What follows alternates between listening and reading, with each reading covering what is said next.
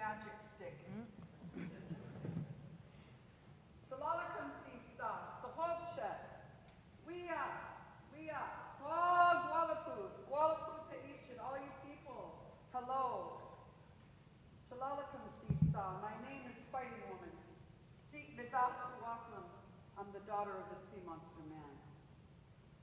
And I'd like to welcome you here, welcome you into the Snohomish tribal territory.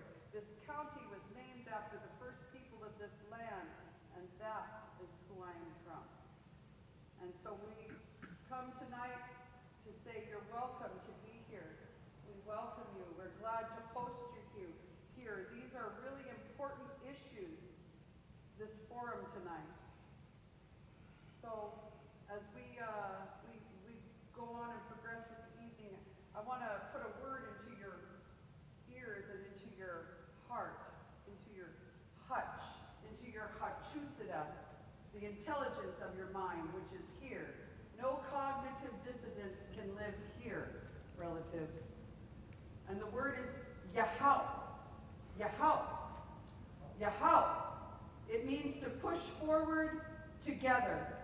And it means more intimately, it means it can only be completed together. It can only be completed together. So anything in this world, in this life, in the third dimension, if there's anything to be accomplished, we must learn how to do it together. So welcome to the evening. All of you, all the way in the back, all the way out, still outside, all of you, anybody behind me, anybody to my left and my right, be welcome to be here. Be happy. Dahaluchi.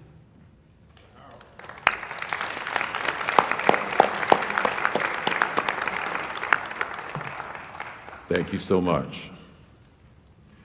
And now with the land acknowledgement, we're going to have Reverend Paul Benz, but let me tell you a little bit about Reverend Paul Benz. He's the co-director of the Faith Action Network, and he is an ordained minister of the Evangelical Lutheran Church in America.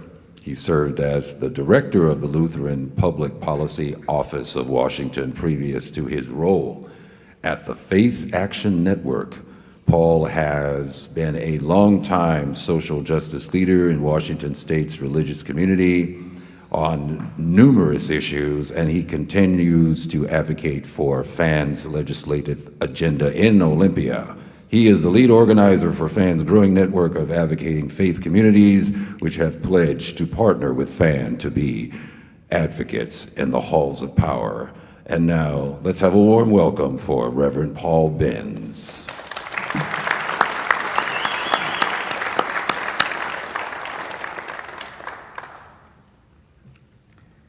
Tonight, as we begin our program, I'd like to bring this. We acknowledge whose land we are on, and oftentimes we as urban and suburban people seldom interact with land. But it is the First Nations peoples that we want to acknowledge and remember tonight, particularly those First Nations peoples whose land we live on here in the place called Snohomish County. Peoples who are too often forgotten, too often missing, too often murdered. We remember particularly their tribal names tonight: the Tulalip, the Snohomish, the Stillaguamish, the Skykomish, and the Sauk-Suatal tribes. I urge each of us tonight to, and tomorrow and the days ahead of our lives, to learn more and get engaged with our First Nations neighbors whose land we live on. But tonight I also want to take a minute to acknowledge and remember the land that we live on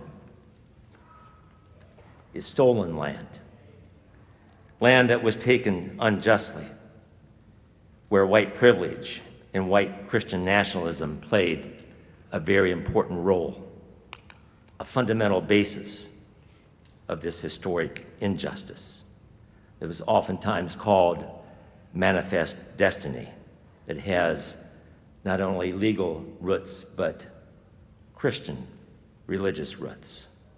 And the point person for all of this was a man by the name of, in the 1850s, was Isaac Stevens, our territorial governor, who, in my opinion, unfortunately, his framed photo and picture is in the governor's office, because he was point in his support staff on treaties like that was signed here locally in this county, Point Elliott and Point No Point. And when Native leaders like Chief Leschi resisted, it became Isaac Stevens' personal agenda to see that Chief Leschi would live no longer, hung in the gallows in Steilacoom. I, as a white man, am complicit in that unjust system that leaves out historic treaty tribes like the Snohomish and like the Duwamish. As we listen and learn here tonight more about white supremacy, may we not forget its impact on all of us, and particularly our First Nations neighbors. Thank you.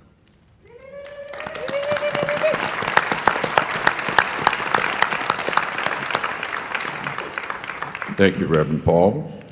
Next up, we have Snohomish County Executive Dave Summers. Dave Summers took office as the 5th Snohomish County Executive on January 1st, 2016, having served previously on the Snohomish County Council. Dave is focused on developing policies to make our communities safer, healthier, more sustainable, and more prosperous. He has spent his career in public service working for fiscal accountability and being a responsible steward of the public's resources. Let's have a warm welcome for Snohomish County Executive Dave Summers.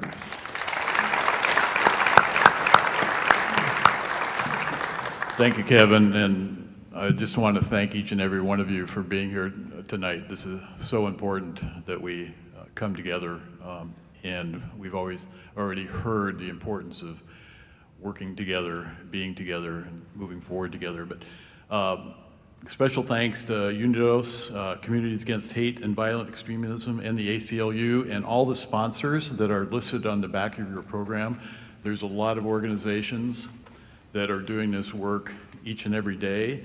It's hard work, and we just should be really grateful to all those organizations and all the people that make them up for doing this on our behalf and everybody's behalf. And I want to thank the panelists also for sharing your experiences and thoughts and wisdom tonight. I'm very much looking forward to this. You know, it's easy these days, and I am both encouraged and discouraged when I listen to the news. There's so much hate and violence going on in not only our county, but the country and the world.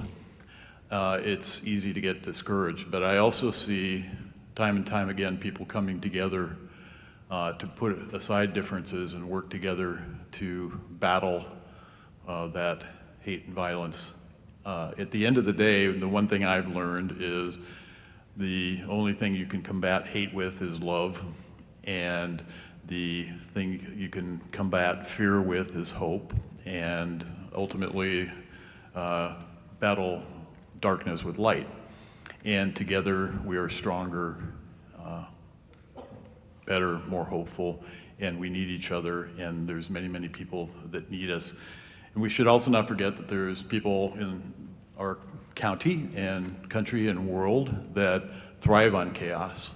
And it's not a mistake that it seems like the whole world is stirred up these days, because those folks that want to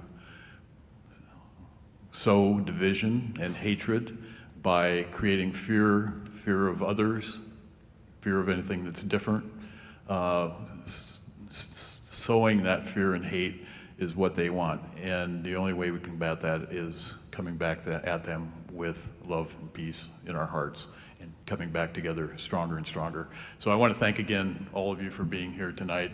Let's strive to make Snohomish County a place where we truly do have liberty and justice for all. Thank you.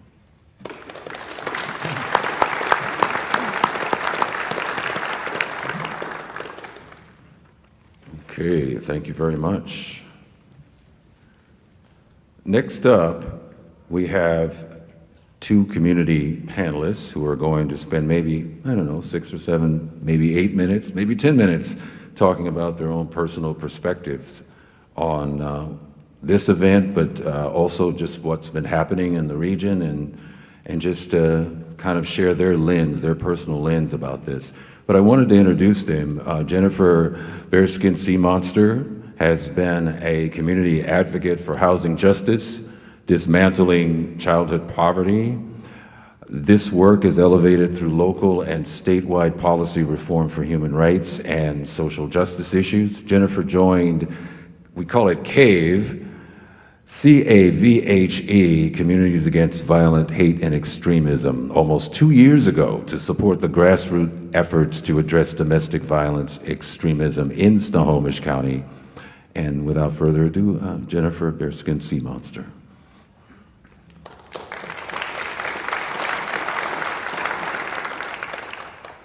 We at Jennifer Sista, Stahopsted, the Nanagachted, Sitbada Swaklam to greet. Say hello, my name is Jennifer.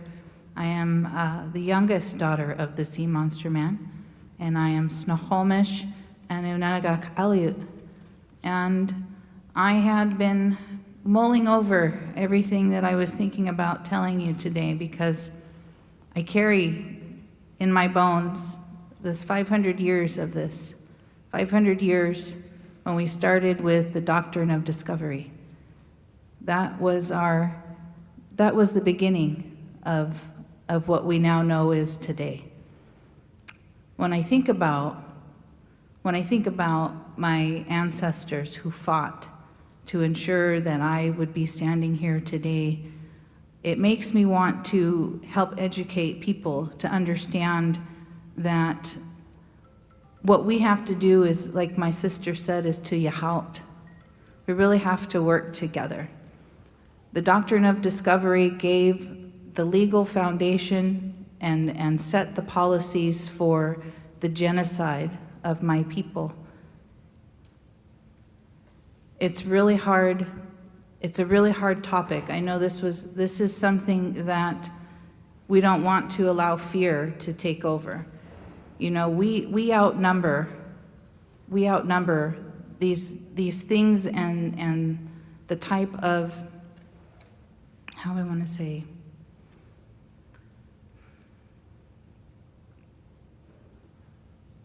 I think about our children and our people going forward, 7 generations forward, and to be in the communities that are impacted, and to know that we need to build up our allyship.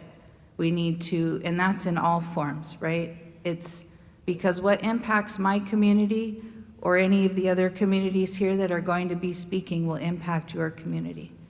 What happens to my child or my grandchildren will happen to your children and grandchildren. We have to understand of looking at the beginning, which was, like I said, the doctrine of discovery, and then the formation of manifest destiny, and the policies that were designed to ensure the genocide of the indigenous people of the Americas. Each and every one of you has the ability and the power for change, regardless of who your ancestors were and how they came here. I encourage you, though, to learn about who your ancestors were, learn about your cultural identity and your connections. I feel like when you're dealing with hate and division, I'm looking at America, and America's cultural identity has been built upon the killing of our indigenous people, the reaping of our lands, the enslavement of people in the Black community, the taking away of the abuse of labor for our immigrant communities. We have a lot to atone for. We have a lot to acknowledge. And when I think about hate and racism and discrimination, I think of it as a tree. And when you're talking about really digging deep into the core issues, you have to dig into the roots. Otherwise, you're just going to be raking up the leaves and trimming the branches, and it's just going to keep growing. But unless you get down deep into the roots of the issues and acknowledge not one single treaty was ever honored, not one. So looking at what can you do as American citizens in the richest country in the world, we have power. Each and every one has a responsibility. I want you guys to remember that, because as I stand here, you know, this is really hard to come out here and talk like this, because me as an Indigenous woman, I could go missing or murdered and there's no telling if you'd find me, because that is the reality here. We have to really dig into these issues, and we have to do it together. And every person, even if you're scared, you still have to move forward. My ancestors died so that I could live. And the least I can do is at least honor their sacrifice and be able to best serve my community and try to serve the children and the people that come after me. When we're talking about these issues, it's really hard because, you know, Western society, you guys really hone in on guilt and shame. And it's okay if you don't get it right the first time. In our community, we keep doing it until we get it right, and that's okay. But I think there's something about the culture as a whole that you guys don't give yourselves a little grace and realize that you can keep trying even if you don't get it right. You can ask the hard questions. You know, for us, at least in my community, if you wanted to ask me a question, I wouldn't be offended, because my elders would tell me, if you don't have any questions, then you assume you know it all. You can't know it all. If you did know it all, you wouldn't need each other. So asking questions and learning from each other and learning of their perspectives, learning of their histories, and what it is that we can do to Yahout, to build a strong, healthy, thriving community. You know, something they don't tell you in the history books here about the formation of Washington was that they used to burn down our longhouses with our people still in them. They would wait till our men were gone. And those longhouses had elders and women and children. And then those that were trying to escape the fire, they would shoot them. You know, these are the hard truths, and understanding that despite the current system that was built to kill me, I still want to change it.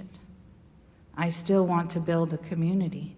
I still want to make it better, because each and every person has the ability to do that. That's why we're in America, the United States of America, right? We have that kind of power.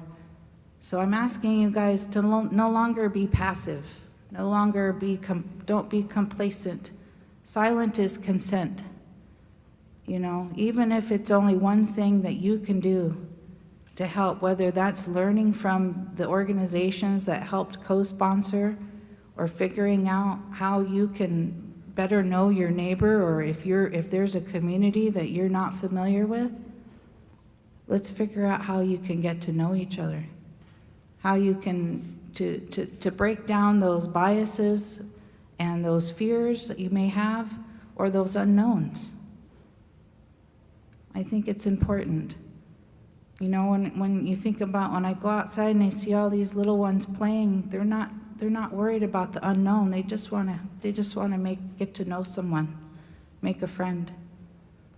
And these are really hard topics, and it's about time. It's about time. My people are dying. We are dying. And you guys have the ability to help stop it. Every single person. And I know you guys can do it because I'm talking to your hutch, to your hachusara, to the intelligence of your mind. And so as we go forward tonight, and you go home, and you're laying down and you're thinking, just know that you guys are strong. We are stronger than anything that could try to tear us apart. Now, I just want to say that I really appreciate every single one of you coming out here. I know there's a lot of other things you could have been doing tonight, and I really do appreciate you. And I really hope that we can work together to make the best change going forward. I know our history and our current relations have been strained, but let's build a better relationship. Let's build a better future. And just know that,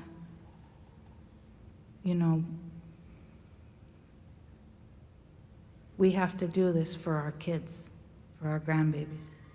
There's nobody else that can do it for them. So let's do it together. Just wait, that's all.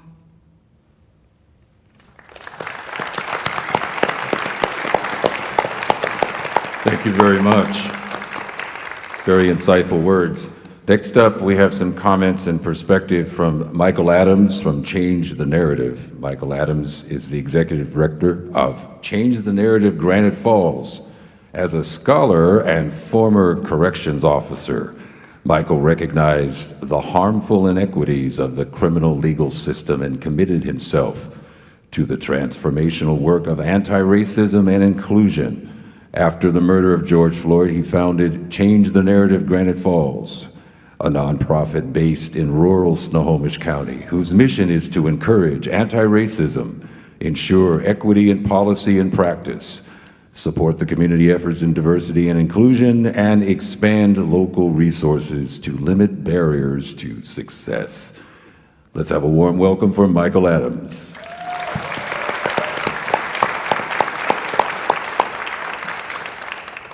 Thank you all for being here tonight. I had something that I thought I wanted to say tonight, but as I sat here and listened to Jennifer, I just started hearing some of the same words come to my mind about our senses, touch and smell and taste and sight and hearing. And I started to think about what white supremacy wants us all to focus on, and how white supremacy focuses on stripping us down by our color and taking our culture away, wanting to limit our taste, wanting to take away our language, wanting to take away our history. And so I just want to ask everyone to close their eyes for a moment. Close your eyes, think back to childhood, think back to what you would see when you look through a kaleidoscope. How you sit there and you look in a kaleidoscope and you see so many different colors, so many different shapes that are in there. You're focusing in on those things that you see. And how there's beauty in what you see. You may pick out a specific color that sticks to you. You look for your favorite color, you see your favorite shape. But also the beauty in pulling back from that and seeing what is in that kaleidoscope as a whole.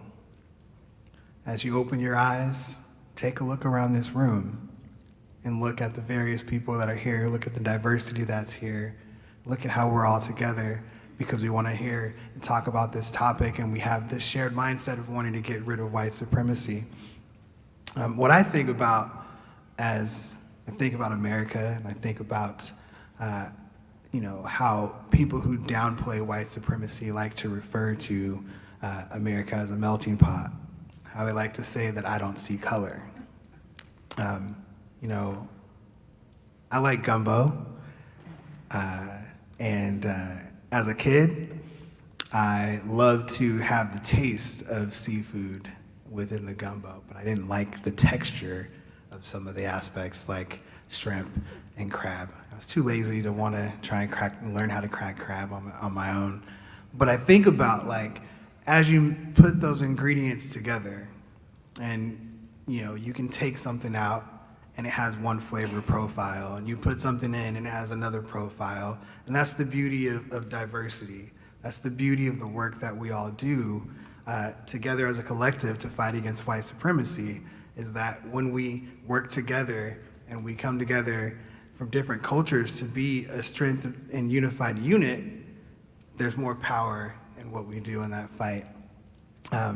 So I was thinking about the circle of influence and how we all can influence people throughout our lives.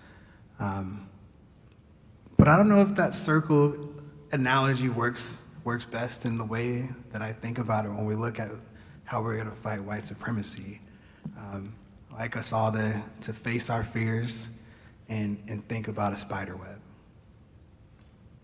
And how you have those circles within a spider web, but you also have those connectors to those circles in that spider web. And what's happening on one side strengthens what happens on the other side.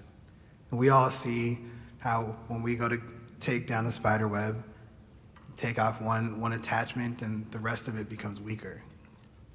So as we all sit here and we think about working together, we think about the action that we can take against white supremacy. It's about strengthening one another, and it's about finding the side of the web that you may not be on, you may not be familiar with, and making sure that it's doing okay. White supremacy wants us to be divided. It wants us to be unseasoned. It wants us to not know what the other side is doing. So if we're communicating with one another, if we're checking in on each other, we're supporting one another, we're uplifting one another, that web is going to be strong. So I challenge you to walk across the web, face your fear, speak out, take action, stand up and support one another, and do the things that are needed to continue to eradicate white supremacy. I grew up in Eastern Washington. My grandmother chose to move to Moses Lake without having actually visited Moses Lake.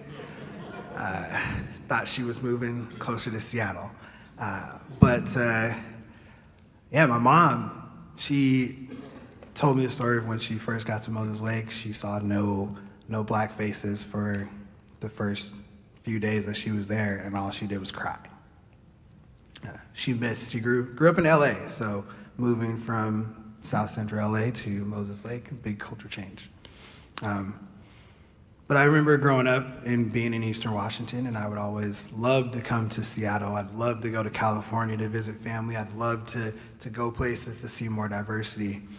And I had it in my mind that if I was around more diversity, I would somehow not experience racism.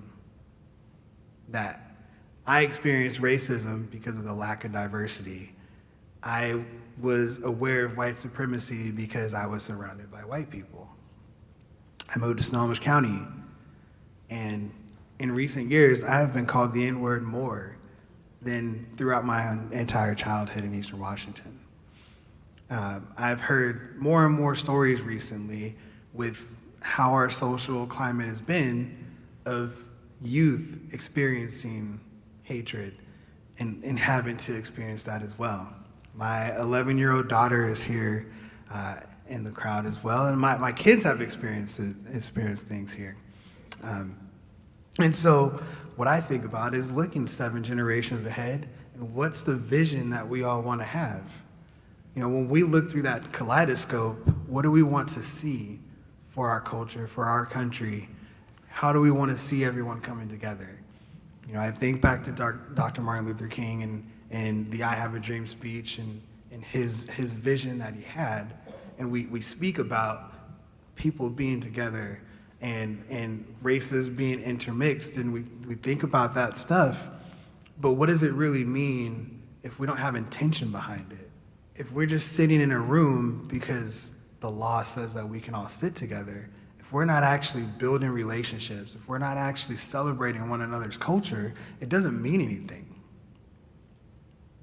So that was all off the top of my head, so I apologize if it didn't make sense. But you know, I really do want you all to leave this room thinking about the feeling that you get when you think about hearing the tragedies of the history of America, when you hear about lived experiences, the feeling that you get, that negative feeling. That isn't the purpose of why we share these things. We don't want you to be filled with pain and pity. We don't want to have to relive these experiences and talk about them because we want everyone to be sad. We want change.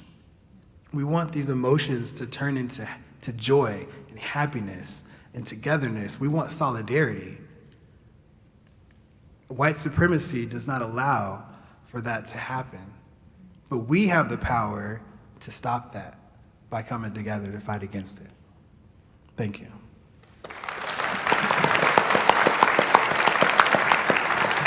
Thank you to our panelists. Wonderful job. And we are moving right along, and we are about to get to our featured speaker, and Juan Peralez will introduce our speaker. But I wanted to tell you a little bit about Juan. Juan was born in Texas. His parents were farm workers who came to Washington in 1059 when he was 11 years old. Now that's what the script says, 1059. So I always said, Juan, for your age, you look great. He graduated from Stanwood High School and got his degree in political science from the University of Washington. He started his political advocacy at the university as president of MECHA, M-E-C-H-A, the Chicano Student Organization, on campus in 1976. Juan Peralez was elected president of Unidos back in 1991. Unidos was created as a coalition of several advocacy organizations in Seattle. It's an ally of the Washington Coalition for Police Accountability. In this year's legislative session, Unidos lobbied legislators on bills supporting police accountability and a statewide commission to address white supremacy. Let's have a warm welcome for Juan Peralez.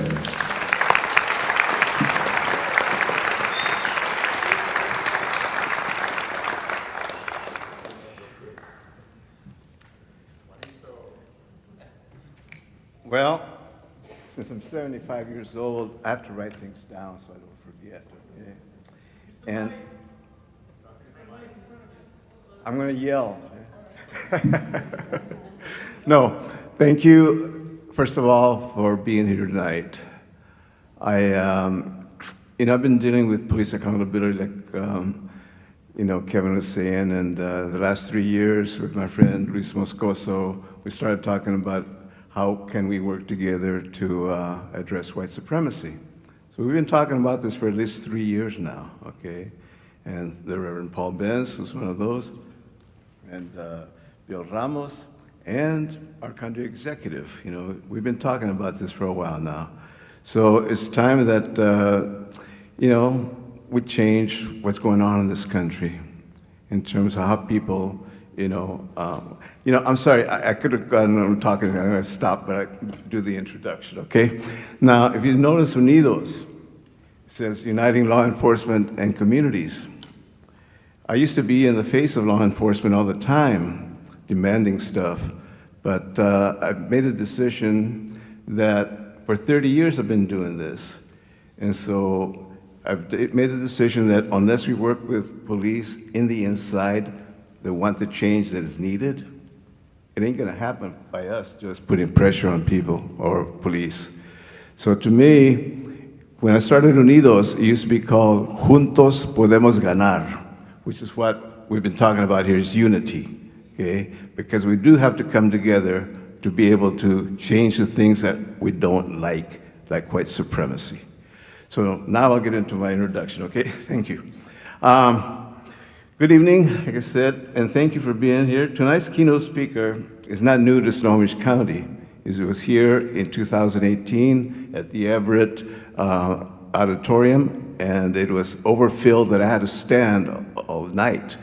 I think my friend Moscoso was standing as well. It packed over 200 people there. But as I'm looking out here, we almost have as many people here tonight. I was expecting more, but that's it. Anyway, in the late Peter Jackson, son of former Senator Scoop Jackson, and Luis Moscoso were instrumental in having our keynote speaker then, and then Luis was also instrumental in having him here tonight. He put me in contact with David. We spoke about what we're trying to do, and he said, I'll be glad to be there and participate. You know, we need to do this. Also, while he was here back then, in 2012, he wrote an op-ed, okay, that was published by the Everett Herald. And in that op-ed, he was talking about the young 9-year-old Briseña Flores that was murdered in Aravica, Arizona. She was murdered along with her father, okay? The guys came in and shot them both. The only reason they didn't shoot the rest of the family is because they weren't home. And the title of the op-ed that he wrote is A Crime That Could Have Been Prevented. Okay? He commended the County Executive's Office and the Human Rights Commission for supporting a vigil that was organized by Luis Moscoso. And, you know, at that time, we had a rally by the Minuteman militia, and Luis organized a protest of that rally. And the Minuteman militia are basically anti-immigrant people. They're the ones that go to the Mexican border hunting Mexicans, okay? In this case, it's a little different, but Shauna Ford, you know, was basically being investigated by police, but they didn't do a very good job. In 2008, she attempted to murder a friend that I used to work with at City Light, and his name was John Ford. Now, Shauna Ford, you know, was involved with the Minuteman militia, so her husband said, look, if you don't stop doing that activity you're doing, I'm gonna file for divorce, which he did. And shortly after that, she calls him one day, John, are you gonna be home? Yeah, I'll be home. 2 hours later, somebody came into the back of the house and shot him 5 times. Okay, now, doctors didn't believe that he survived. How could he survive being shot 5 times? And when I was working with him, I noticed that he was gone for quite a while, and but he never spoke about it. But so anyway, Shauna Ford believed that the prime suspect, or should have been the prime, in Arizona, when our keynote speaker David was interviewing people and covering the trial of Shauna Ford because of her attempted murder of her husband, and he wrote a book that was called "And Hell Followed With Her: Crossing the Dark Side of the American Border." Similar questions, you know, were asked of the investigation of a young Muslim man, 18-year-old, that was that was hung in Lake Stevens. Okay, now law enforcement and the FBI investigated the case, but after 45 days, they closed the case. It took them 44 days to find him, first of all, okay?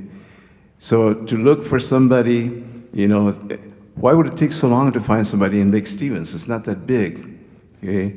So the question arises that, you know, why was, you know, the law enforcement and the FBI so quick to shut the case down? Well, you know, had it been white, do you think there would have been more time spent on searching for him to find him quickly? And there also would have been more time to conduct the investigation. But the young man wasn't white. So similar, you know, the Muslim community, of course, is asking the FBI to open the investigation again, but they didn't get enough signatures in their petitions to get it opened. So who knows what happened to him.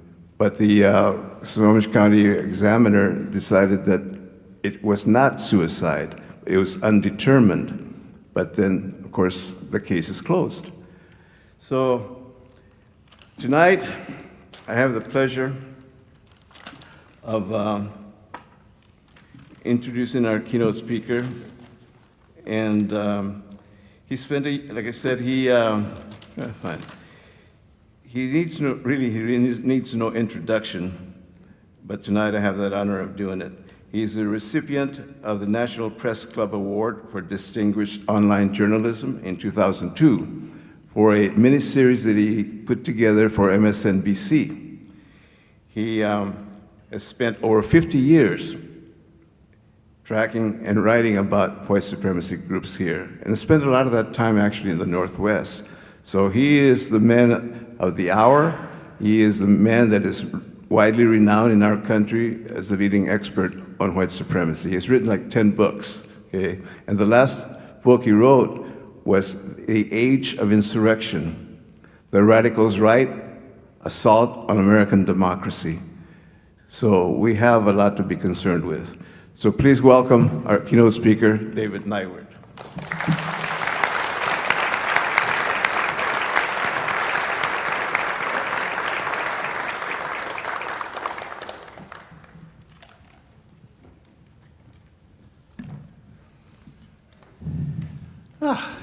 Lovely turnout tonight. Thank you, Juan, and thank you to Unidos and to, as well as my fellow speakers here. It was great hearing your presentation, and we'll give a talk. I mean, when they first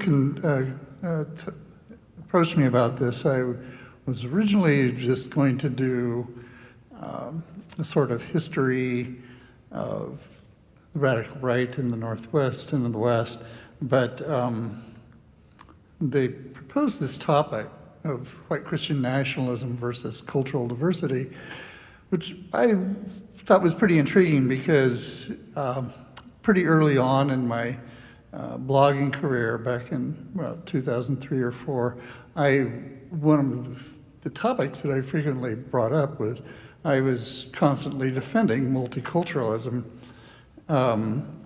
particularly against critics. And the thing that I always like to point out is that you really only have two choices. You have white supremacy or you have multiculturalism. There isn't another choice. Partly because, as you'll see, multiculturalism arose as a response to white supremacy, which was in fact the dominant worldview, particularly in the United States, 100 years ago. It was considered commonplace, conventional, mainstream thought. We'll go through that. And interestingly, the Northwest plays a key role in all this, as well as the development, as we saw, as we'll see, of white supremacy as both as a mainstream phenomenon as well as a fringe phenomenon after World War II. So, let's get started here. So, white supremacy really kind of arose originally, at least it was reflected in academia by what we call evolutionary anthropology, which is one of the earliest forms of anthropology. The basic idea of evolutionary anthropology is that every human society, that there's actually a hierarchy of human societies that begin with lower, supposedly primitive societies, and then work their way up to what evolutionary anthropologists considered the apex of evolution of human culture, which was white patriarchy. That was at the very top. And, there was, you could find different anthropological approaches, but this is basically the ruling view of academia through the late 1800s and early 1900s. And it seeped into seeped into our culture and became actually predominant it was expressed in ways such as the whole pseudoscience of eugenics, or which is also known as race hygiene, which basically was obsessed with developing pure racial bloodlines so that white people only mated with other white people, and it's anyway, it had its own set of hierarchies. As it happened, and it became really so commonplace that there were national bestsellers about this, including this one, The Rising Tide of Color. Lothrop Stoddard's book went through multiple printings, was #1 on the bestseller list for quite a few years, or for several years, and sold millions of copies. As you can see, the subtitle is The Threat Against White Supremacy. Stoddard was a Harvard professor. Then there was also The Passing of the Great Race, Madison Grant. He was a friend of Woodrow Wilson's, another, I think he was at Yale, professor, and they argued the same thing, which is basically that white supremacy was being threatened by the arrival of non-white immigrants. And they were especially focused, as it happened, on Asian immigration at the time, which was, in fact, a major topic here on the West Coast. They were countered by this man, a gentleman named Franz Boas. He was a German-born Jew who was a professor at Columbia.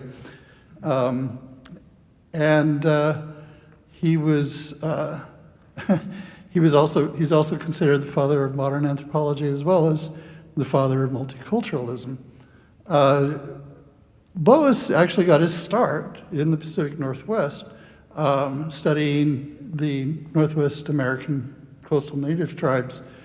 In particular, he spent a lot of time up in the northern Vancouver Island area with the Kwakwaka'wakw tribe out of Alert Bay. And he studied them very carefully for quite a few years.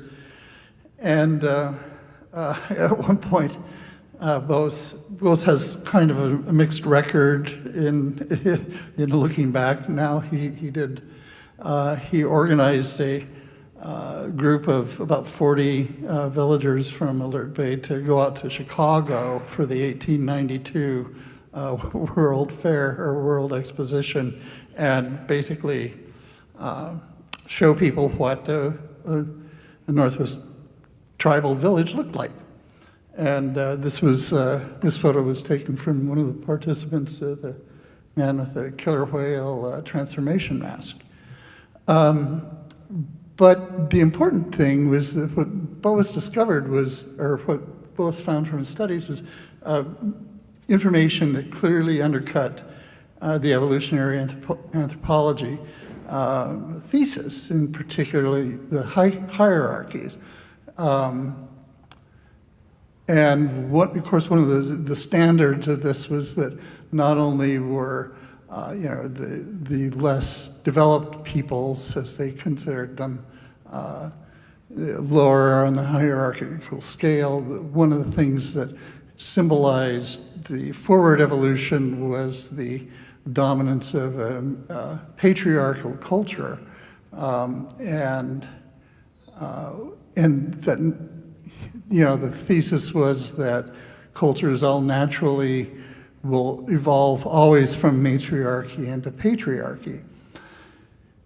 And Boas, in examining the Kwakwaka'wakw people in particular, found that there were many tribes that were in fact not only led by women that were matriarchal, but they had evolved to that form from previously patriarchal structures. And he started developing this thesis that basically argued against the whole idea of this hierarchy of cultures, and instead argued that that basically cultural information, your cultural environment, is what informs your character as a people, and that these are not things that basically cultural superiority of the superiority of one culture over another was an illusion. And he, of course, later, as he explored all of this thesis, which we now know as multiculturalism, he also contemplated its effects on democracy, because basically, as he argued in this book, white supremacy is toxic to and counter to the principles of democracy itself. And I think one of the quotes here, this quote here from Boas, is basically sums up, you know, the conclusion of his book. And at the time, this was actually a controversial statement. The behavior of an individual is determined not by his racial affiliation, but by the character of his ancestry and his cultural environment. This is considered common sense now, but in 1936, when he wrote that, it was not. And the issue of white supremacy was always a big issue, was always was a constant topic of discussion for all kinds of political and other cultural discussions and part of the discourse, especially prior to World War II. This, for instance, this is a headline from the Seattle Star in 1919 as part of their ongoing campaign against Japanese immigration to the West Coast. And, you know, asking, is this to remain a white man's land? Well, this is what the eugenicists were obsessed with, was this idea that, oh, white culture will get overwhelmed by this influx of brown people. And here in the Northwest, we also were, this expressed itself in a number of ways. In the 1920s, the Ku Klux Klan was actually a formidable presence here in the Northwest. They ran the state of Oregon. This is a group gathering of over 1,000 people out in Issaquah in 1922. And the Klan was also considered very mainstream. Here's the 4th of July float for the Ku Klux Klan up in Ferndale. Washington State was one of the only states that actually put this man on the presidential ballot in 1936. His name is William Dudley Pelley, and he ran an organization called the Silver Shirts. The Silver Shirts more or less succeeded the Klan in the 30s as the go-to place for white supremacists.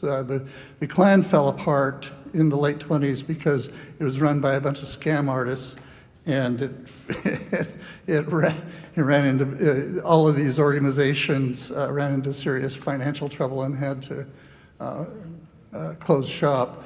So, but in the early 30s, Pelley started promoting the Silver Shirts, and they were a big thing out here. He was actually very popular in Washington State. There was a big Silver Shirt march in downtown Seattle.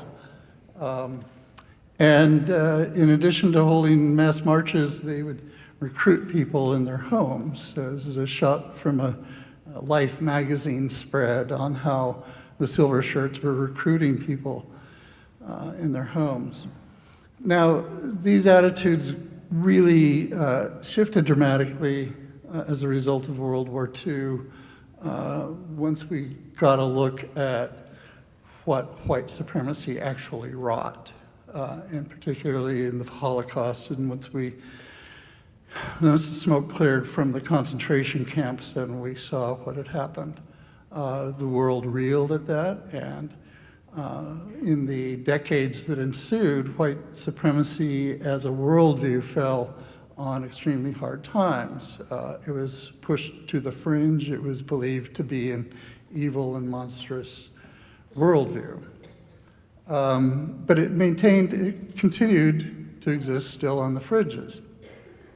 And in particular, there was a religion that called Christian Identity, or I should say a religious movement called Christian Identity. It was devised by a pastor named Wesley Swift, who helped set up churches all around the country that practiced this argument. And basically their belief was that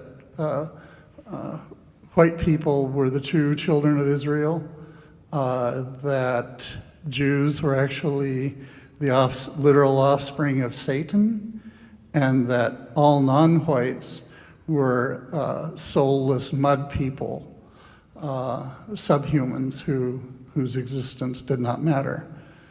And this belief system continued festering on the fringes for another 20, 30 years.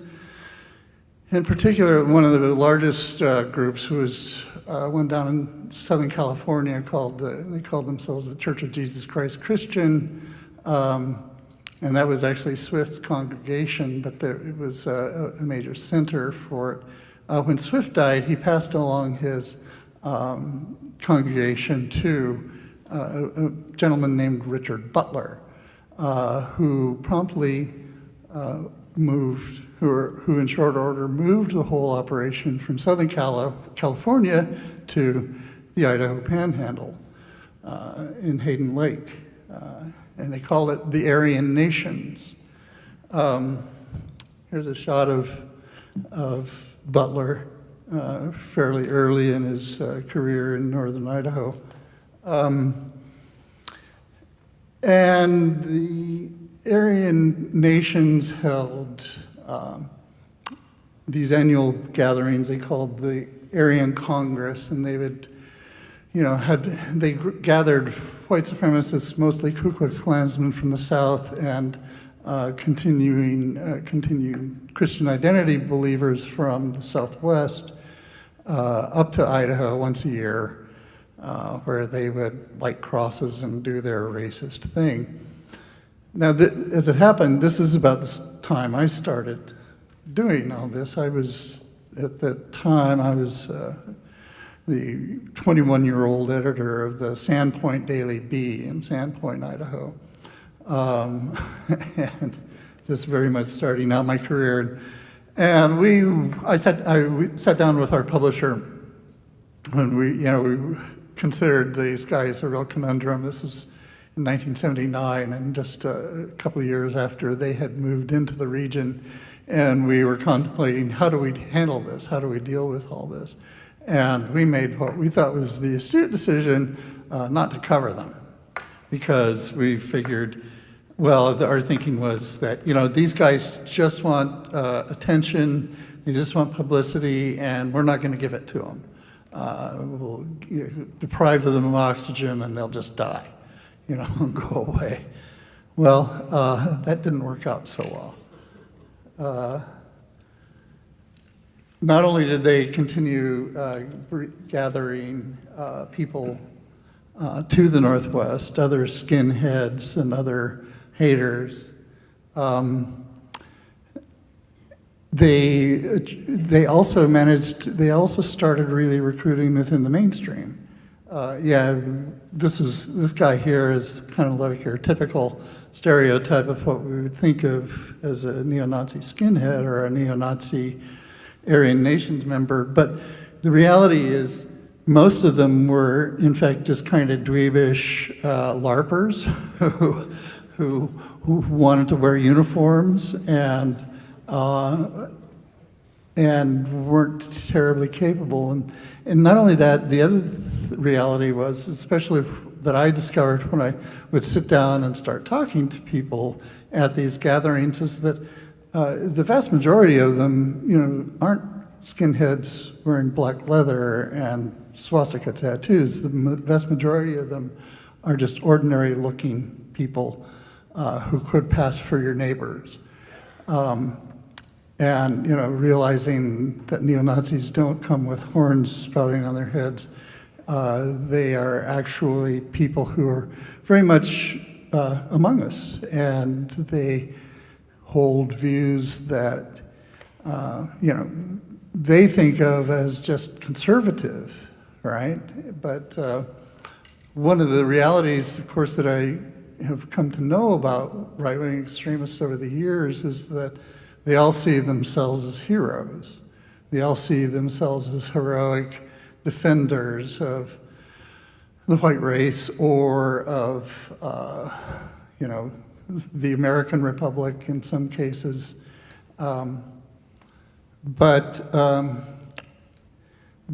over the years, Butler continued to attract people to the Northwest. They continued to have these rallies. One of the things that they started doing was, I'm wondering, okay. Basically, but the core of everything that they argued was fundamentally anti-government. They were against the federal government in every way they could, and of course, for the skinhead types, this meant, taking a boot to Uncle Sam, but for others, it meant, it was expressed in movements like the Posse Comitatus. Posse Comitatus was an early form of right-wing extremism that adopted mostly Christian identity beliefs as its core, but decided it was directed in a political direction. And chief among their politics is the idea of, what they really were on about was trying to stop the federal government from enforcing civil rights laws. This is in the 1960s that these ideas were developed. And in the 1970s, they began spreading in the Pacific Northwest. Sort of key to this anti-federalism came a lot of arguments that they claim came from the Constitution, and they began calling themselves constitutionalists, claiming that their interpretation of the Constitution was the only one that really mattered. And among the tenets of their beliefs, this radical localism was, the idea that the federal government not only couldn't enforce civil rights laws, it had no business being involved in anything other than national defense. It couldn't own public lands. It couldn't involve itself in education on a national scale. It could not pass and enforce environmental laws. These are real fundamental to the Posse Comitatus, as well as what evolved from it. Now, the Posse Comitatus was an explicitly anti-Semitic, extremely racist organization, and their writings, particularly a book called The Blue Book, really expressed a lot of these really bigoted beliefs.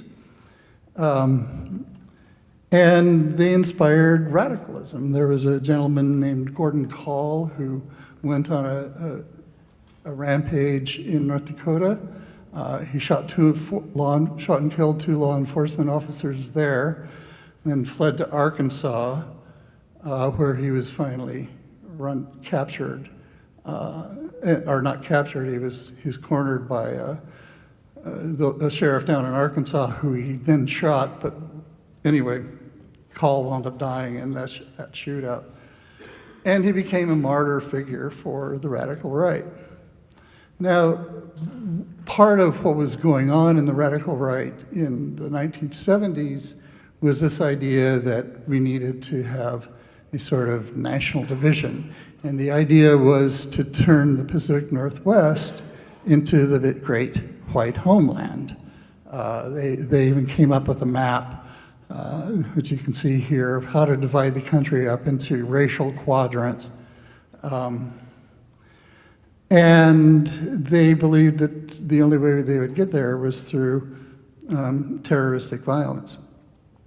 There was a book that was extremely popular on the radical right and passed all around the Aryan nations called the Turner Diaries. It was a blueprint for waging this so-called race war.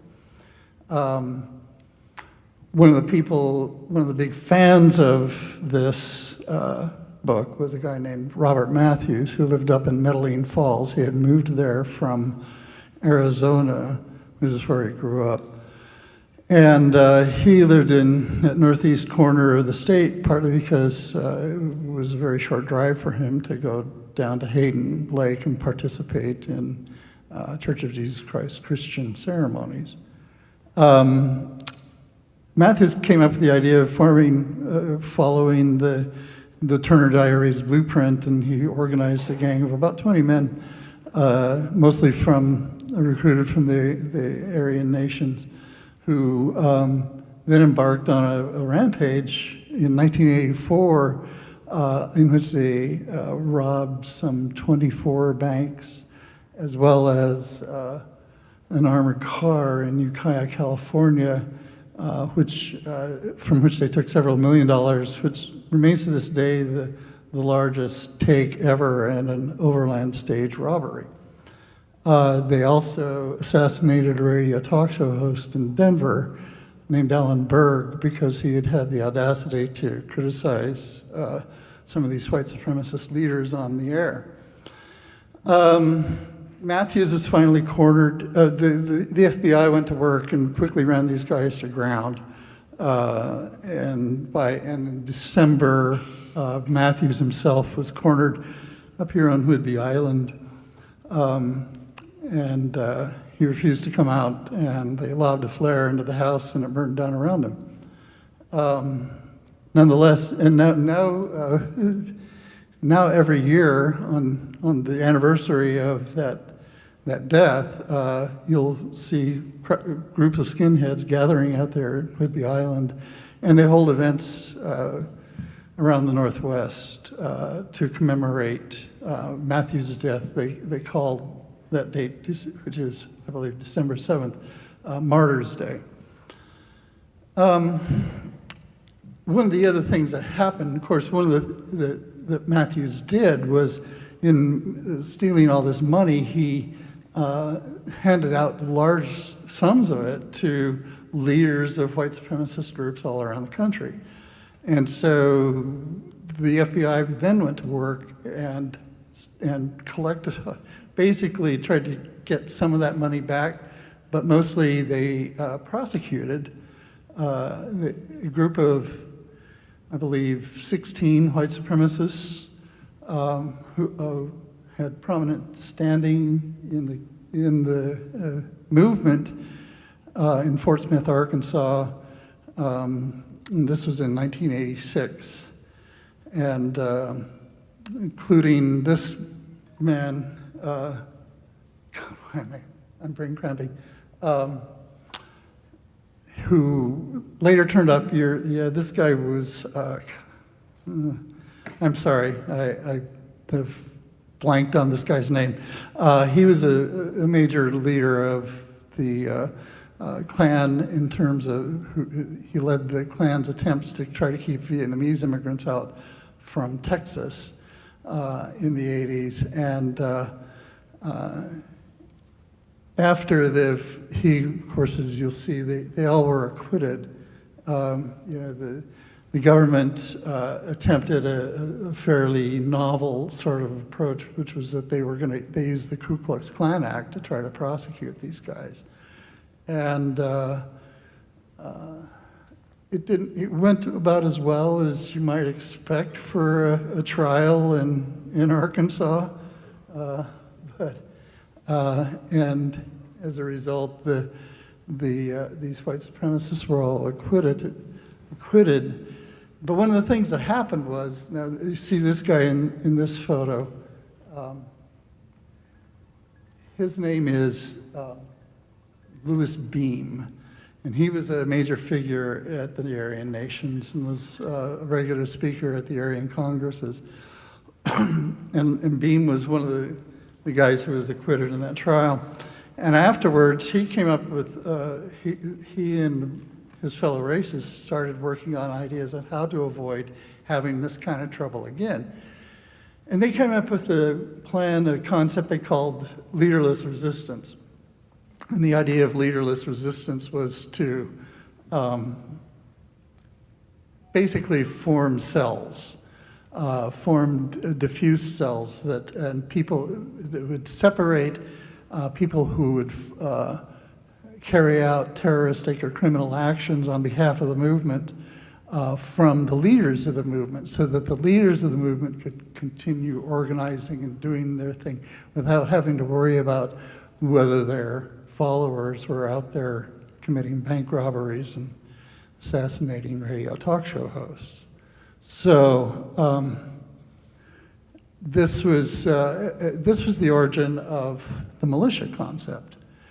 Basically, there were two aspects of leaderless resistance. One was what they call the lone wolf strategy, and so when you hear them talk about lone wolf in the media, that this mass killer was just a lone wolf, that's actually, it reflects that this was a discrete strategy of the white supremacist movement to have men who had no actual organizational connections to the movements that they were acting out on behalf of, and rather would go out and commit mass murders and terrorism on behalf of the movement without having to drag the movement's leaders down. And then, of course, the other aspect of it was to form these militia cells who could do more or less the same thing, or were capable of standing up and engaging in actual anti-government action, and to form a paramilitary response. And so we started seeing militias organizing in the early 1990s here in the Pacific Northwest and in Idaho and Montana in particular, but we also saw them out here in Western Washington. One of the progenitors of this was a gentleman named John Trockman, who lived in Knoxon, Montana. This is actually a photo I took of him in Mount Vernon. Trockman would travel all around, not just the Northwest, but the whole regional West, and hold these, give these talks on how, explaining that the government was planning to use black helicopters to arrest and round up conservatives and take them to put them in concentration camps, FEMA concentration camps. Now, of course, you may have heard of FEMA concentration camps. Well, that's the conspiracy theory is still around. Alex Jones still trots it out every now and then, but it actually had its origins with the militia of Montana. The militia movement, though, suffered a big setback in 1995 when one of its followers, a man named Timothy McVeigh, set off a truck bomb in front of the Federal Building as revenge for the Waco disaster of 2 years before, and killed 168 people and badly injured 500 or so more. This was not a good PR move for the Patriot movement. And this is one of the things that is important to understand. These folks called themselves the Patriot movement from the start, and they still call themselves that. The Patriot movement is the militia movement and vice versa. We also saw it spreading in places like Montana. This is a sign from the Montana Freeman Ranch outside of Jordan, Montana. Actually, I think this was, yeah, this is right. That was Jordan. And they engaged in an 81-day standoff, armed standoff, still the record for the longest armed standoff, in 1996. And fortunately, that ended with no one dying. The FBI waited them out, and at the end of the day, they were able to talk everybody in the compound, inside the compound, into coming out. They were hoping for another mass martyrdom event, and the law enforcement decided to outsmart them. So, but there were a lot of other figures operating here in the Northwest as well. This gentleman, his name is Colonel James Bo Grites. He is considered in many regards the model for Rambo because he actually led a group of veterans back to Vietnam after the fall of Saigon to try to recover the POWs who were supposed to be still being held in the jungle in Vietnam. There were none.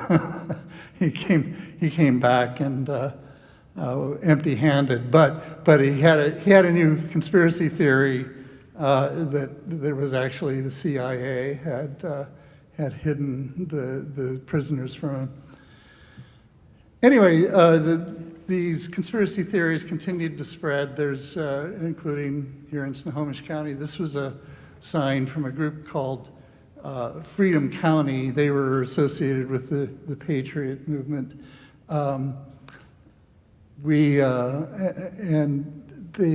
This guy, I'm trying to remember if this was the town of Snohomish. I think it was near there. The Freedom County folks were basically doing the posse comitatus or constitutionalist arguments, claiming that the county and the state had no jurisdiction over them, had no ability to collect taxes, and they also they were quite fond of threatening law enforcement officers. Sheriff Rick Bart had to deal with these guys quite a bit back in the late 90s and early 2000s. Now, back to Hayden Lake. Richard Butler got to old age in 1999, but in 2000 he lost the Aryan Nations compound as a result of a lawsuit brought by an indigenous woman and her son who were attacked when they accidentally wandered onto the Aryan Nations property. And the Southern Poverty Law Center basically took the lawsuit and put Richard Butler out of business. Within a few weeks after getting the property, they burned down the old church, and it's now I believe it's a center for community appraisal. But these guys didn't go away. We saw this group of Nazis, for instance, on the steps of the state capitol in 2006. They were actually organized out of Portland, but they included a lot of members from Western Washington as well. The interesting thing about this particular gathering was that the counter-protesters who turned out took a really ingenious approach in that they all dressed up in clown outfits and sat and made fun of these guys all day, mooned them, and laughed and made jokes, and it was actually really good. I mean, even the cops had fun, and these guys are just red-faced, furious, just livid. They were totally humiliated. And within about a year, the organization that put this show on was, in fact, out of business. So, and I haven't ever heard from this guy, the guy who organized them again originally. And he was actually, back in the 90s, he had been a radio talk show host here in Snohomish County. nonetheless, the militia concept was really what they considered, continued promoting and continued leaning on. They saw it as a way to resist federal tyranny. Now, come about 2000, one thing that happened was that the Patriot movement and the conspiracy theorists really latched onto the Y2K scare in 1999, and they got a lot of people to basically store a bunch of beans and rice in their basements and waters. You know, it basically convinced a lot of people to get ready for the end of the world as we knew it, because of the Y2K bug that was going to wipe out all of our computer systems and send the world into chaos. And of course, as you may recall, there was when Y2K came and went, and the computers did not break down. The very robust response within the computing community really foreclosed any of these paranoid fears. There were a lot of people with beans and rice on their hands and a lot of patriots with egg on their face. So the movement went into a serious downturn, but not for long. Instead, what we saw them starting to organize around was the issue of immigration. In fact, they started forming militias that would patrol the borders down, particularly in Arizona and California, to try to prevent immigrants from coming over. And you may notice that they also believed in building a border wall. The leader of this was a guy named Chris Simcox, or at least one of the leaders. He organized an outfit down in Arizona called the Minutemen, and in 2005, you may recall, they had a big they had a big powwow down on Border Watch. It was supposed to last a month, and it only barely lasted a week and a half. And really by the end of it, the two guys, Simcox and his partner, basically just realized they both hated each other's guts and divided the organization in two. And that was, but that was really only the beginning. This was, of course, the scene at their 2005 gathering. Mostly a lot of people sitting in their chairs on the border, and as it happened, they didn't really see any border crossers or immigrants, but they sure saw a lot of TV guys. In fact, the press outnumbered participants in that 2005 event. But the press would ask Chris Simcox, well, you know, why are you doing this on the Mexican border? Aren't there people crossing illegally from Canada also? And he'd say, yeah, there are, and we're going to have border watches up on the Canadian border next year. You'll see. Because otherwise, you know,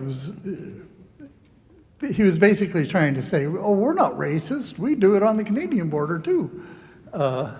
So sure enough, up here in, this is a photo I took up at their launch. They had a place outside of Blaine, set up a property outside of Blaine that became their kind of reconnaissance central for doing border watches on the Canadian border. And as you can see, it was really rugged duty.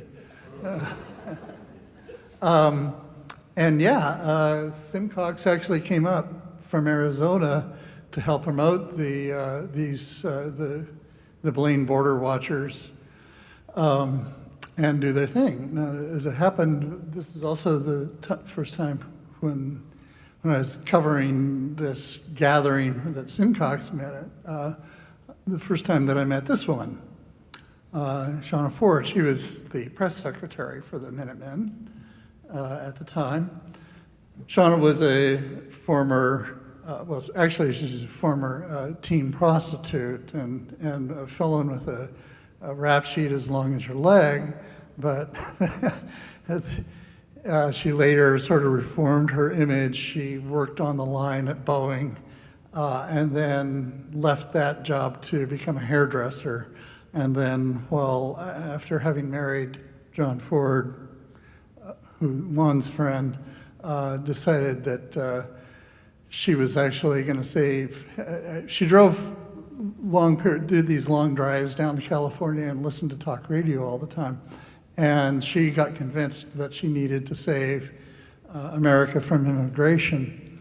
So she went down to, she got sideways with the Minutemen here. She got caught rifling through the personal belongings of the Minuteman leader at his trailer home there next to their center up in Plain, and constantly lied. She is a psychopathic liar, and nobody trusted her for very long if they got to know Shauna, but so she kept jumping from position to position. She wound up getting hooked up. She was close to Simcox for a while, and then wound up getting connected with his former partner, who set her up with an operation down on the border.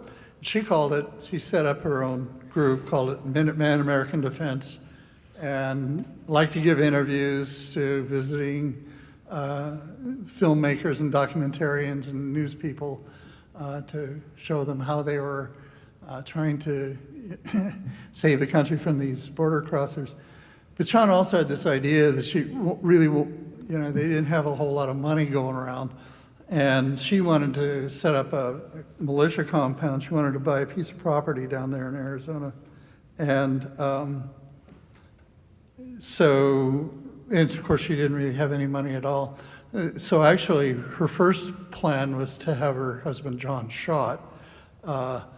But because if John died intestate, she stood to inherit $500,000 or so that he was worth. And this was going to solve all of her problems. John inconveniently survived. He was in a coma for 3 months, so this is part of why the police didn't properly investigate the case. But they wound up, so she wound up going to Plan B, and her Plan B was to rip off marijuana smugglers on the border, rip off drug smugglers, go into their drug houses and take their money and their drugs and use the profits to finance their operation.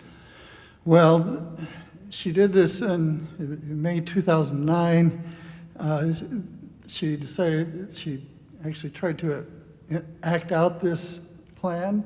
She went to the home of a guy who was an actual smuggler, but it was his home, and where his wife and his 9-year-old daughter were with him, down in Aravaca. This is a photo of Brasenia that hangs in the school that she attended. They shot all three of them. However, the mother, Gina Gonzalez, only pretended to be dead. And then when they left the house, she got up, called the police, and as she was on the phone, Shauna came back in the room, back in the door to collect the AK-47 that one of their members had left sitting on the stove, and she saw Gina on the phone with her dead daughter in her arms, and ran back outside, said, "You guys need to get in there and finish the job." So the gentleman named Bush, who she met, he was also from Washington State, and he sent him back in. He tried to, as it happened, Gina's husband had left a gun sitting out on the counter. She grabbed it, huddled in a corner of the kitchen, and when Bush came in to try to finish the job, she didn't know how to shoot a gun, but she was just like, blam, blam, blam, blam, like this, but she got lucky and nicked him in the calf, and but took a good chunk of flesh out of him, and he went running out the door, and they all fled. And of course, along the way, he left a lovely trail of DNA for the police to find the next morning. And since he had been in prison before, it didn't take them long to identify these guys and figure out who they were. So they were all arrested within about 2 weeks. I did cover the trials. It was not a happy time. It was a very difficult case to cover. But Sean was on death row, so is Mr. Bush, and the third participant is in prison with life with no parole.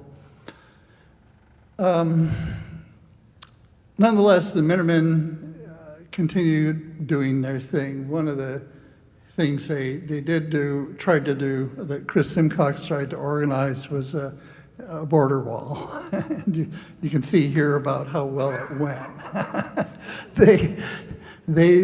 But they got millions of dollars. They raked in millions of dollars on this national campaign to build a border wall because it was wildly popular. And of course, this is really about all the further they got with it. Was putting up a few steel posts. I did a whole investigative story on it back in 2009, and we found that their whole fence building scam was a scam. But that didn't stop them. They kept organizing on the border, and these, of course, in 2009. At that point, we also had this thing, something happened called a black president, which is when the militia movement turned from doing border vigilante stuff to just becoming a full-fledged militia movement. In fact, we started seeing the militia numbers in the country rise dramatically with Barack Obama's election. From, I think, 131, we had 131 militia groups in the country in 2007, and by 2011 we had something like 1,100 of them. The numbers shifted dramatically, and so did the numbers of people who were participating in these militia groups. Now, you may notice they all love to wave this flag, the yellow Gadsden flag, which was one of the, one of the things that was actually really popular with the militia movement in the 90s. And this was actually one of the ways I knew when I started covering the Minutemen in 2005 that they were definitely connected to the Patriot movement, because they were just picking up the same motifs, same conspiracy theories, and same sort of underlying eliminationist attitude towards non-white people. And we even, I went to a Tea Party gathering in Montana where they not only had the Gadsden flag, but also were selling copies of Mein Kampf. Of course, this is supposed to educate us on what the enemy looked like, but honestly, it was a gathering that made it very clear to me that the Tea Party had become a major conduit for Patriot movement extremism to move into the mainstream of American society. And that's very much exactly what happened over the ensuing 5 years. One of the keys to this is a guy named Stuart Rhodes, who set up an organization called the Oath Keepers in 2009. And they were actually major players in the Tea Party movement between 2010 and 14. And their whole shtick was to try to recruit law enforcement officers as well as military veterans into the ranks of this basically conspiracist worldview that was what they believed. Another major figure in all this was this guy. His name is Richard Mack. I first saw Richard Mack actually in 1994 in Bellevue, giving a speech about militias, using militias as a way to organize against the government's nefarious plans to take away all your guns. Richard Mack he was an Arizona sheriff, and he became really famous in the early 90s for having stood up to the attempts to regulate assault weapons. And he became a hero in the NRA, and he translated this celebrity into basically promoting posse comitatus ideas, arguing that, among other things, the sheriff is the supreme law of the county, the supreme law of the land, and he's able to overcome and can overrule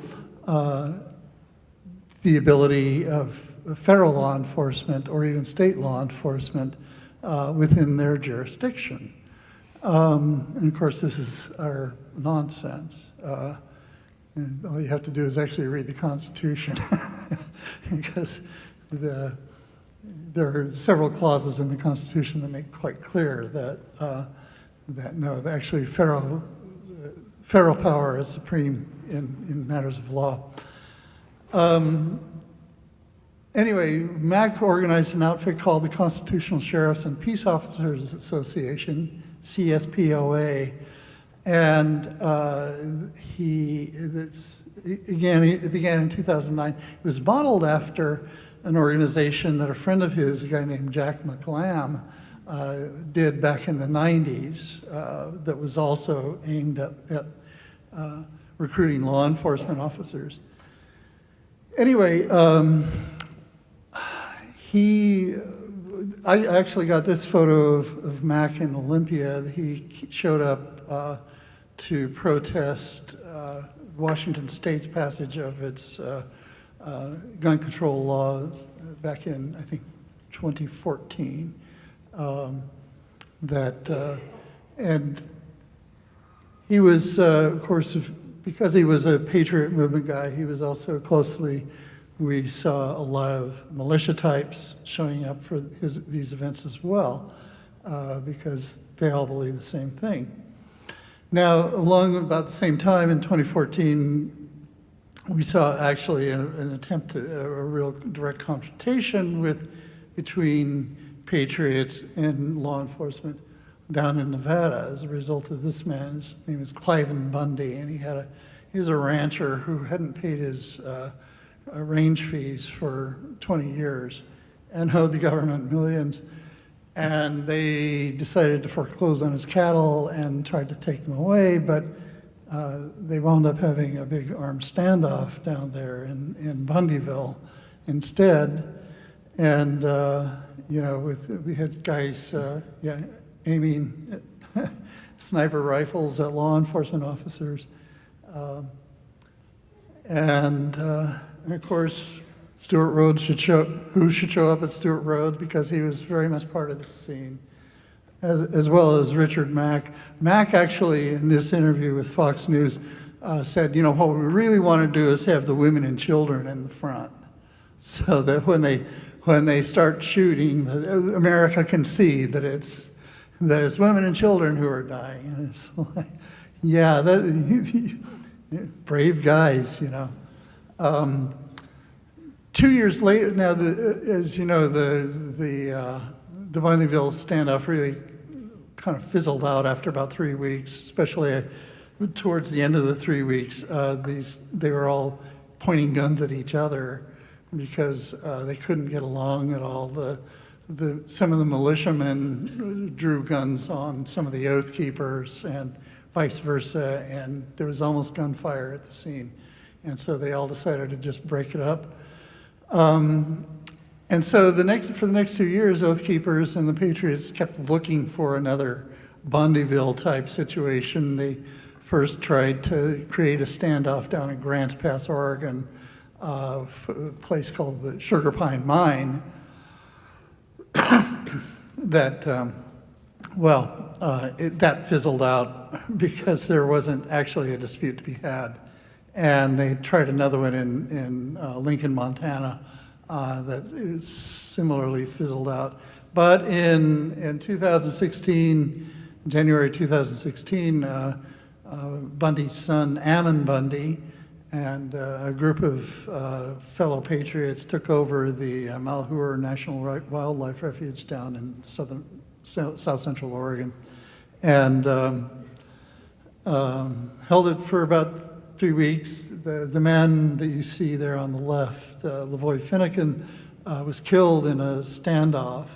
There was basically they were trying to drive from the Malheur to another town to try to recruit the sheriff at this other town to come help them out.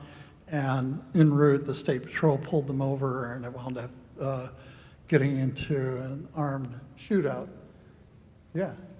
Unfortunately, I get the horrible task because we only have the building until a certain amount of time. Uh-huh. And we have one question we have to get to, or a couple questions. Okay. Then I have to stop you. Oh, okay. So don't hit Yeah, me. I know.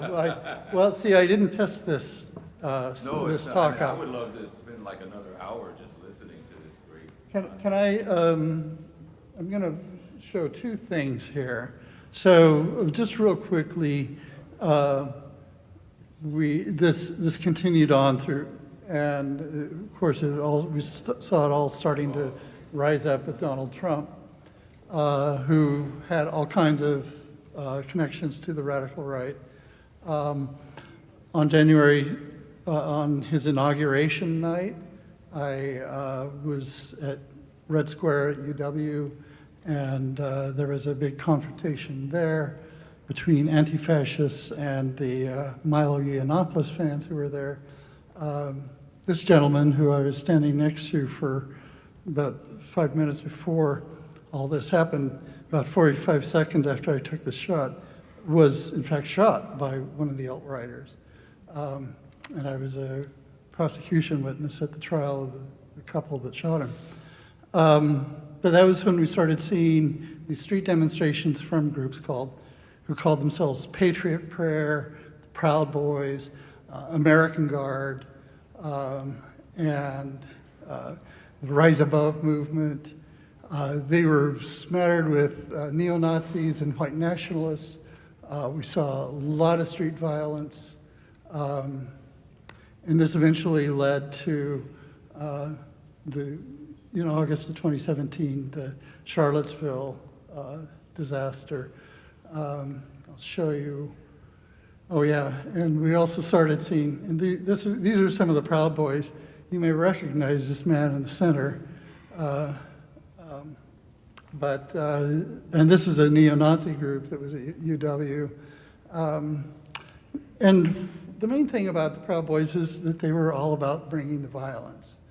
And that is what I just wanted to show you this video so you get a sample of what I was experiencing.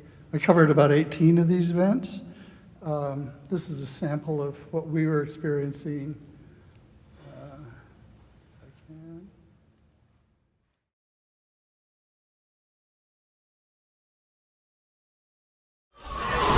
Holy fuck!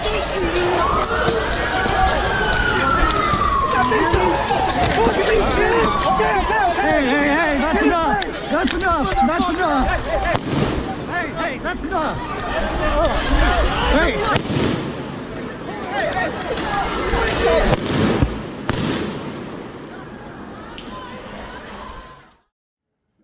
Then I have one more video that I'd like to show here. So I'll let you guys see all my slides, Proud Boys. This is Ethan Nordine. Nordine is quite notorious now because he's serving 18 years in prison for having led the January 6th insurrection. This is some of the action we saw here in Snohomish County, in the town of Snohomish, when the rumors were spreading that Antifa was going to come and invade the town. That wasn't just there, it also happened in all around the country, as well as in Coeur d'Alene. And then later, a couple of years later, when we had fires on the West Coast, we had them, there were rumors of Antifa starting the wildfires. And so we had armed groups of men showing up in rural areas, armed and ready to go after those Antifa when they showed up to start wildfires. They got involved in the pandemic after 2020. This is the leader of the Washington State 3%ers. And then it all started culminating, especially in 2020 with the election and then the election loss of Donald Trump, which is when we saw them go into full violent mode. This is the same guy who was in that picture from Snohomish.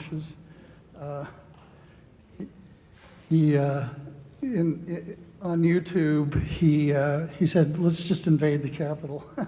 And as a maid said, "You shut up, don't say that," because they didn't want to let the secret out. Yeah, he's. And then here's Ethan leading the. Ethan is a Proud Boy from Auburn, and I saw him at probably a dozen of these Proud Boys events.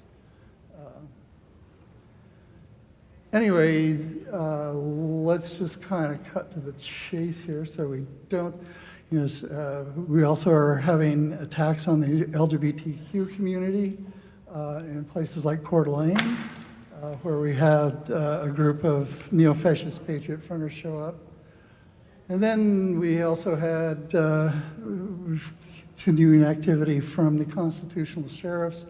A constitutional sheriff's a CSPOA figure named Lauren Culp was actually the Republican nominee for governor in the 2020 election.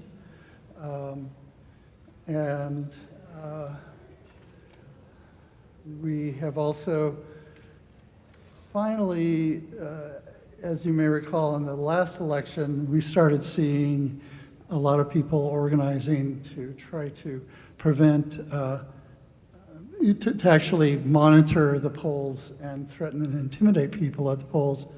One of the groups that did this election denialism is called True the Vote. And they actually, this picture shows them at an event they did with the CSPOA in Las Vegas last year. And they also joined forces with this man, Sheriff Mark Lamb from Pinal County, Arizona, who I guess folks here in Snohomish County may know a little bit about. And yeah, they tried to do intimidation of the polls here in Western Washington. They didn't succeed, but they are organizing again, and they plan to not give up. And if you want an example of that. Are we at war? Yeah. No, I want to hear it. Are we at war? Are you prepared to take this to its ultimate conclusion and destroy the deep state? Yeah. Root and branch? Yeah. Do you understand what a historic week this is? You know why it's a historic week? Because of you and you and you. Yeah. This is what they fear. They fear not just a electorate that is informed, but an electorate that says, no longer are we just going to sit there and take it. You are an awakened army. You know why this is a historic week? Because of this conference and what it's putting together. From this day forward, there's no more talk. It's just action, action, action. Yeah. All these traitors must go to prison. All traitors must go to prison. All traitors must go to prison.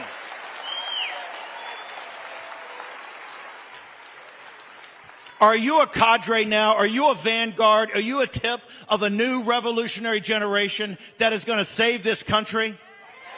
Are you sure about that? Is your task and purpose every day to take your country back? Are there any days off?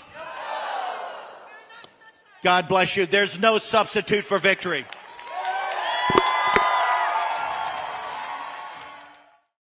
So, for people who think that we don't need to take them seriously, I just think we should listen to what they're saying, and I think it's probably wise to believe them.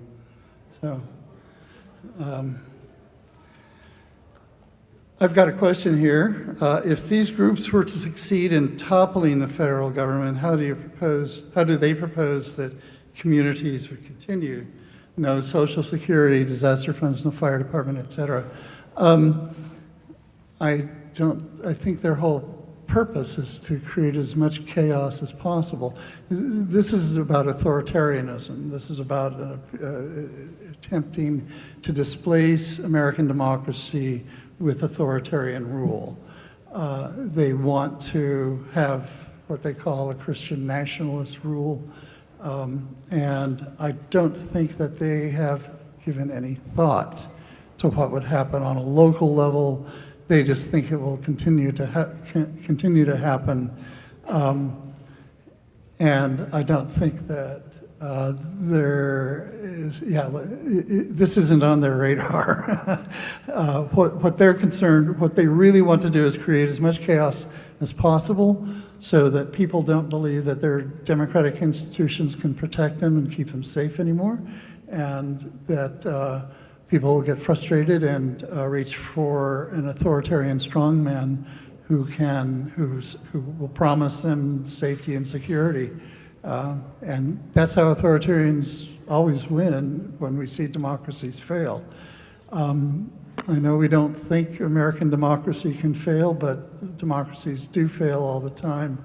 And democracies also don't just defend themselves, they must be defended. So I think the key is for Americans to recognize this is happening, to understand that it's happening, to wake up and do something about it. Because ultimately, I think we massively outnumber them, but we're just kind of sleepwalking through this. And I don't think we can afford to sleepwalk any longer.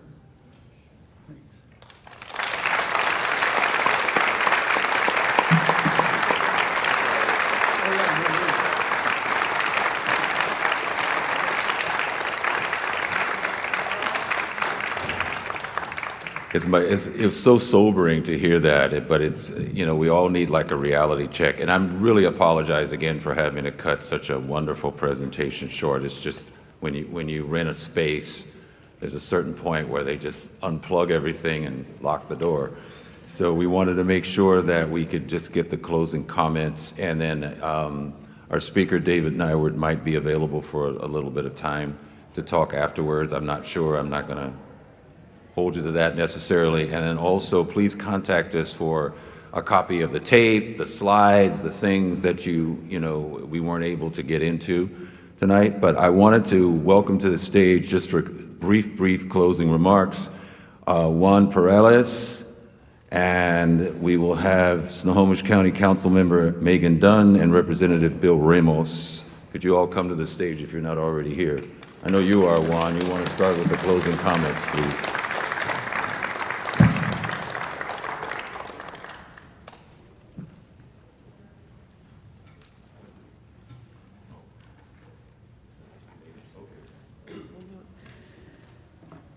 Just really briefly, I just wanted to say that tonight was a first step, right? So we need to combat misinformation. We need to know more, to educate ourselves. And so I think of tonight as just one step towards that journey. We definitely need better state and county collaboration for sharing information to prevent, deter, and confront domestic violent extremism. And I look forward to continuing that important work.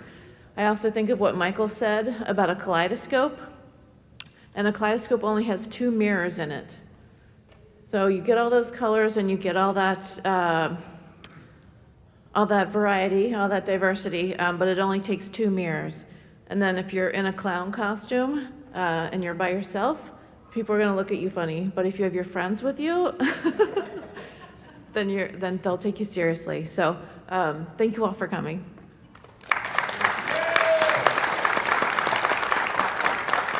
All right, next up, we wanted to have Representative Bill Ramos from the 5th Legislative District. And I wanted to mention, in case you didn't forget, because I'm not going to read the whole bio, that he was the prime sponsor of HB 1333, a bill that would establish a statewide commission to see how we can combat domestic extremism.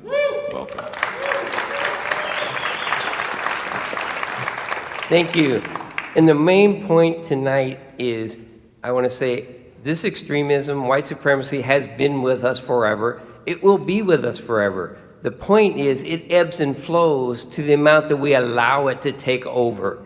And right now, it's rising. And the only way to put it down is to actively combat it.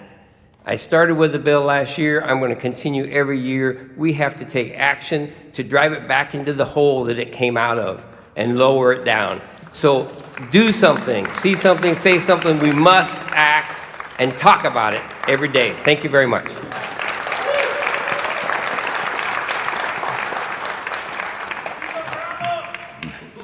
And last but not least, Juan Peralez. And I want to mention again, Juan, for having been born in 1059, you look great.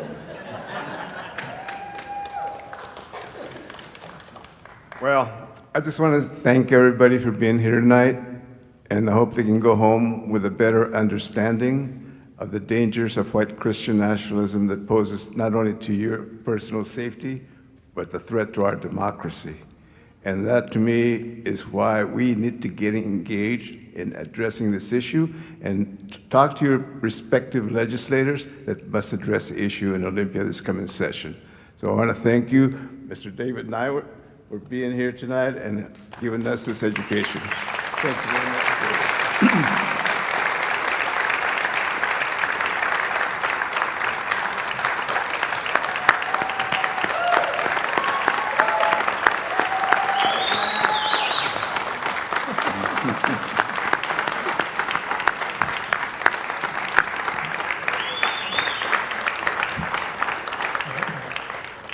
Thank you all for coming. Please stay in touch. If you have any questions, we have people from our planning committee that could hopefully answer them all. And I want to thank our panelists and, of course, our keynote speaker, David Neiwert. Drive safe.